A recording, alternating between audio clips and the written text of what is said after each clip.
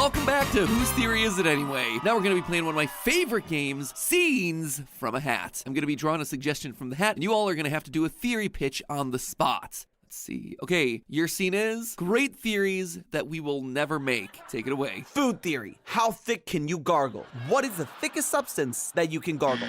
Game theory. Best boobs in gaming. We already did that one, Tom. How many t-shirts can stop a bullet? You know very well that we fully intended to do that episode, Amy. Film theory. Who won Whose Line Is It Anyway? Like, who got the most points? Yeah, you know, it's a lot of episodes to watch for an episode that's not No, I like that. I love that. Guys, we're done here. Wait, no!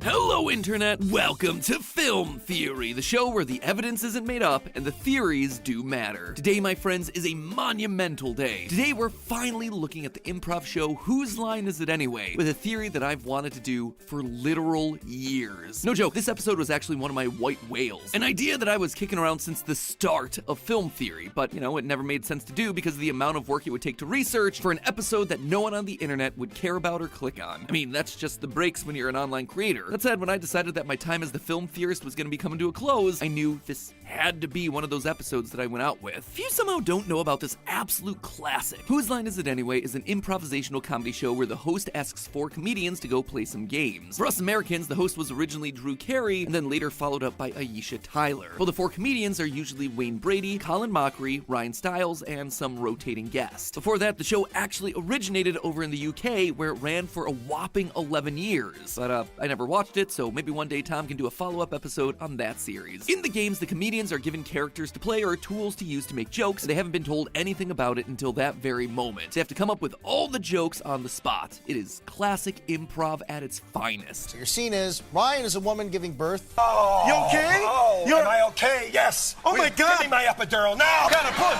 Push. Ready? Push. Yes. You're not really a midwife, are you? No, I used to be a used car salesman. The big thing here, after each game, the host awards points to whomever they want. Sometimes it's deserved, sometimes it's not, sometimes it's just a big old joke, sometimes the points are given to people who didn't even participate. Normally I give Wayne all the points, but something about the way Greg was tapping his toe. Each and every time we're reminded that the points don't matter. It is literally the slogan of the show. Hey, welcome to Whose Line Is It Anyway? The game where everything's made up and the points don't matter. But what if they did matter? See, friends, despite this very clear mandate from the show that it's all just for fun, and don't think too hard about it, you know me, I can't not think too hard about these sorts of things. That is not how I operate. So when someone tells me that the points don't matter in a game that's been running in America for the past 26 years, yeah, my theorist brain hard disagrees. It compels me to dive into that hard data to double check that fact. So after 8 years of wanting to do this episode, I finally sat down and watched all 20 seasons of the show, all to find out if the points did matter, who would the real winner of Whose Line Is It Anyway be? Let me tell you, loyal theorists, despite what they want you to think,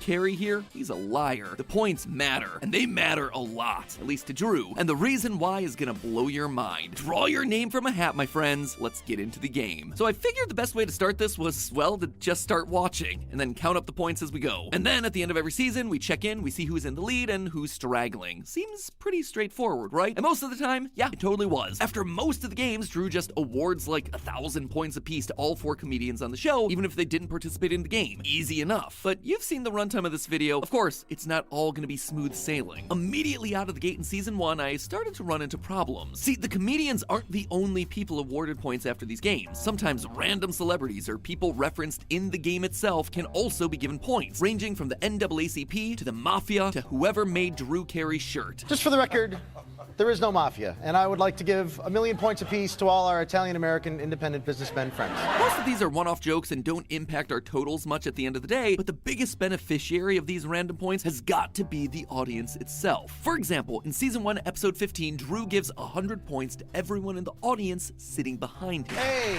I'm going to give 100 points each to the people sitting behind me because they look so perky.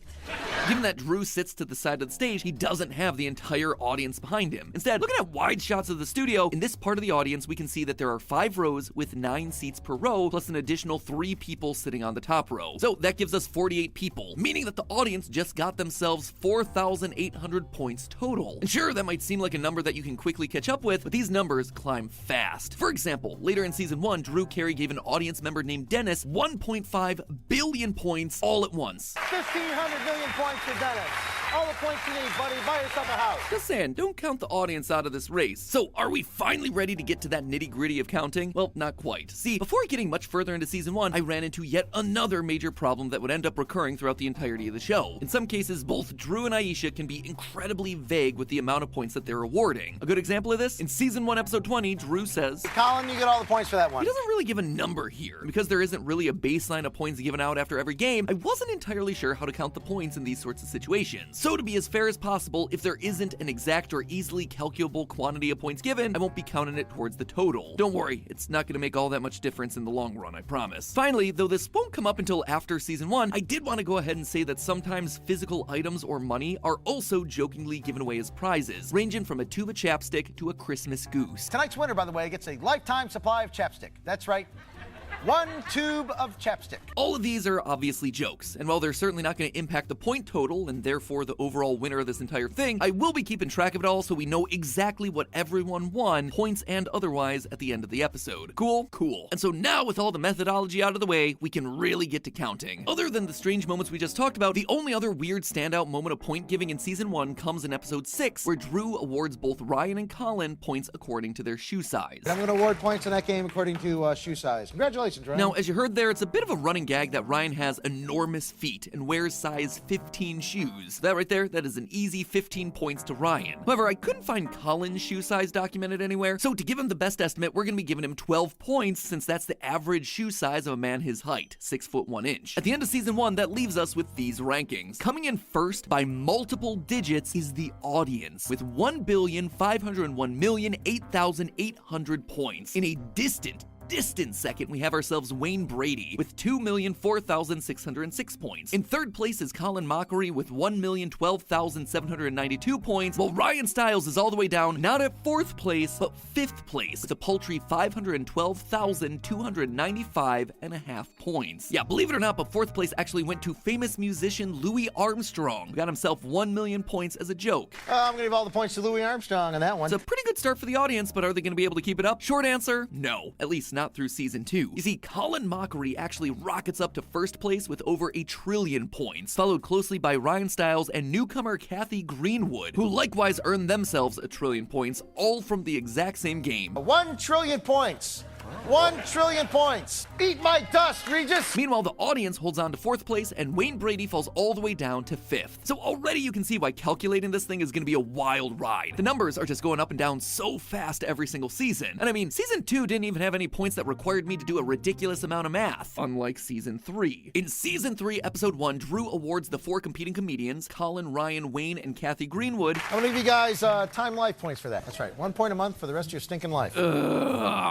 You know where this is going. It's difficult to calculate given that none of these comedians have yet died, which I hope they don't. May they live forever. I love them all. You are national treasures. But that also means theoretically, they're still getting these points to this very day, 23 years after that episode first aired. But for our purposes here, we can approximate how much they're getting. Though we're not exactly sure the date that the episode was filmed, we do know that it first aired on October 12th, 2000. Using this as our start date, that means that in the present day, each of these comedians would have earned 12 points annually for the past 23 years, totaling out to 276 points. But what about the rest of their lives? To get that number, I decided to look at the average life expectancy for men and women, and then compare that to the ages that these comedians were during the time that the episode was aired. The average male life expectancy is 73 years, while the average female life expectancy is 79 years, giving Kathy a little bit of an edge here. But remember, Wayne is actually the youngest of the 4 comedians here by far, being at least a decade younger than any of them. So assuming they all lived to their average life expectancy, Colin would wind up with 360 points, points, Ryan 384, Kathy Greenwood at 492, and Wayne Brady with a whopping 540 points. Was that too much work for such a small number of points? You betcha! The only other noteworthy point additions in Season 3 sees the series regulars Ryan, Colin, and Wayne each getting an additional 2 billion points, leaving Colin in first place, Ryan in second, and Wayne in fourth. That's right, despite only getting a little over 26,000 points in Season 3, that trillion points from the one game keeps Kathy Greenwood on the board at third for almost the entire rest of the run of the show. Let that be a lesson to you, Wayne Brady. That's why you don't skip record days. Finally, though they had themselves a commanding lead at the beginning of the show, the audience has now fallen to fifth place. And now with Whose Line going into its fourth season, the points become less and less of a source of jokes. So from here until Season 8, the totals don't really shift around all that much. The only real noteworthy occurrence in these seasons comes from Season 5, where Ryan's awarded an additional 1,000,000 points. 1,000,000 points to you, buddy. This, he just barely edges out Colin for first place. Funny enough, Season 5 also features Colin receiving what Drew describes as, This is the 1,000,000th point we've ever given away on Whose Line Is It Anyway? you're a little bit off in your calculations there, Drew. The 1,000,000th point actually went to the audience back in Season 1. Remember that 1.5 billion points given to the audience member Dennis? 1,500 million points for Dennis. Regardless, this would make for a really fun story, right? Colin and Ryan were the two contestants that appeared in every episode alongside Drew, so having them neck and neck makes sense. Well, that would have been the case had it not been for Season 8, the final season hosted by Drew, which came along and just ruined it all. Though most of Season 8 features rather reserved point spends by Drew, he's incredibly lavish in a single moment early on. In Season 8, Episode 2, Drew laughs at a joke made by recurring performer Chip Eston and awards him this. Well, 1,000 points to the 10th power to you. Now, that might not sound like a lot, but that is one with 30 zeros behind it. As in one, this one's more for the sake of the editors than for you.